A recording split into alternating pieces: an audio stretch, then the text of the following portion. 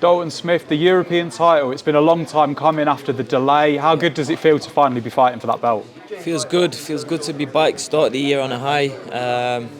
And yeah, like you say, a bit of a frustrating end of last year. But, you know, we're back, ready to get that title and start 2025 for a big year.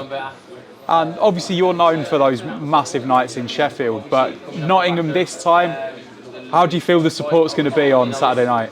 Yeah, I've got some great support coming down.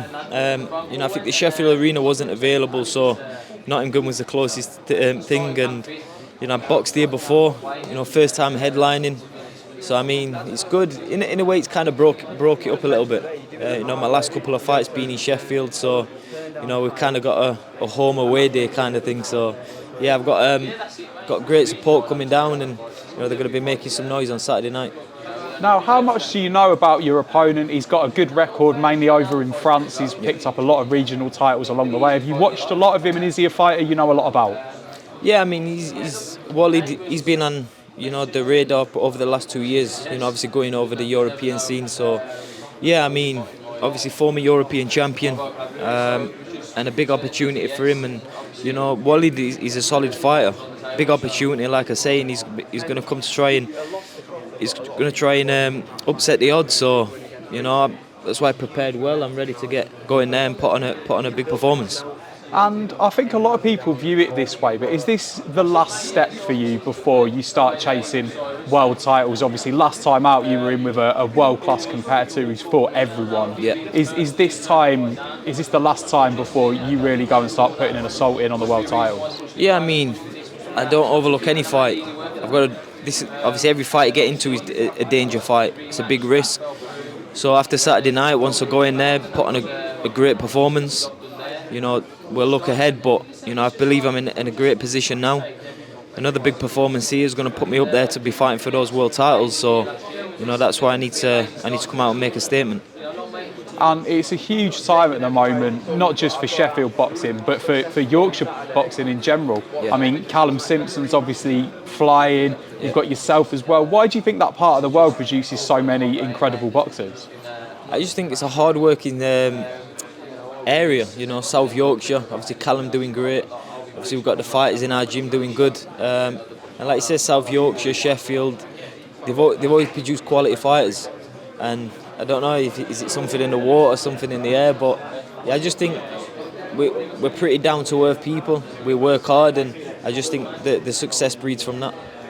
And any knowledgeable boxing fans will look at some of the ring gear you've worn. We'll look at obviously the nickname Thunder. Yeah. You've got that affinity with Arturo Gatti. Just talk to me a little bit about one of the boxing greats and someone you've obviously patterned yourself on a little bit as well. Yeah, so the nickname came when I turned professional. You know, my dad actually thought of it. They used to be called Too Smooth, you know, but I think I've outgrown that a little bit. We used to have some dodgy haircuts and stuff.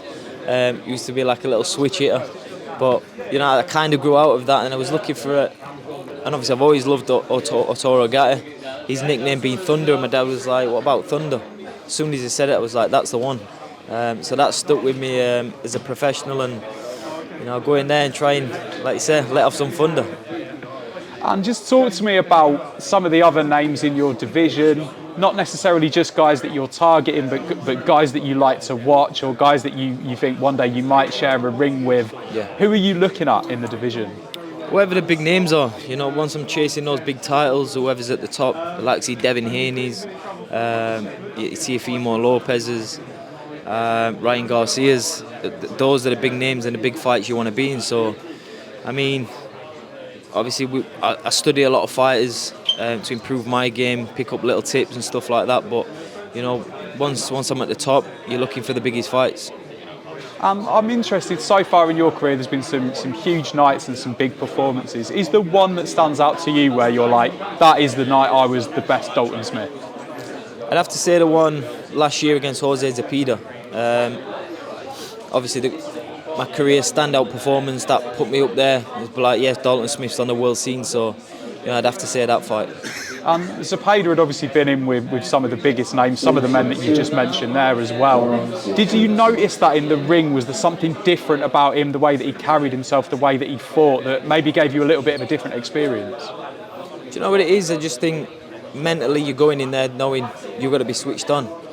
you know, switch off for 1 second in any fight. You know, the same as I'll be entering this fight. But it's just, I just think when the levels step up, it gets that little bit more out of you as well. So, yeah, I mean, it's just a case of I'm at that level, and that's the. I don't think there really is a difference. It's just I'm a fighter at that level, and it was just a night where I could show people. We touched upon Callum Simpson before, obviously that big night at Oakwell, he wants to go back. We talked to a lot of fighters who target the stadium fight as one of the ambitions, along with a world title. Is the stadium fight something you're looking at? Most definitely, it's my #1 goal. You know, sell out Hillsborough Stadium, and I believe in the next year or so, a big fight there, and you know, I believe I can make that dream become a reality, and you know, we're gonna have a big night of boxing at Hillsborough.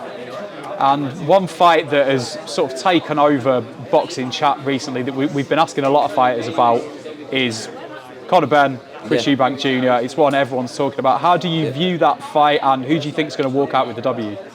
I think it is a pretty 50-50 fight. You know, I believe Chris Eubank's got the most experience, but you know, I do think it's going to be a good fight. So you know, I'll be looking forward to watching it. And another thing that has been the talk of boxing recently, the retirement of Tyson Fury. I feel like everyone's got different views on that and how legitimate it is. What's your view as a fellow fighter? Do you think we're going to see the Gypsy King again? Hopefully. I think, obviously, he's got every right to retire. He's achieved everything and, well, more than enough money. Like, he deserves it. If he wants to retire, so it can be. But if there is one fight, it's the AJ fight. Every fight us Brits want to see. So, you know, if he can come out for that one more, but if not, happy retirement. He's deserved every little bit of it. And just finally, prediction for Saturday night. How's this fight going to go, Dalton? It's going to be a thunder performance from me. Great stuff. Thanks.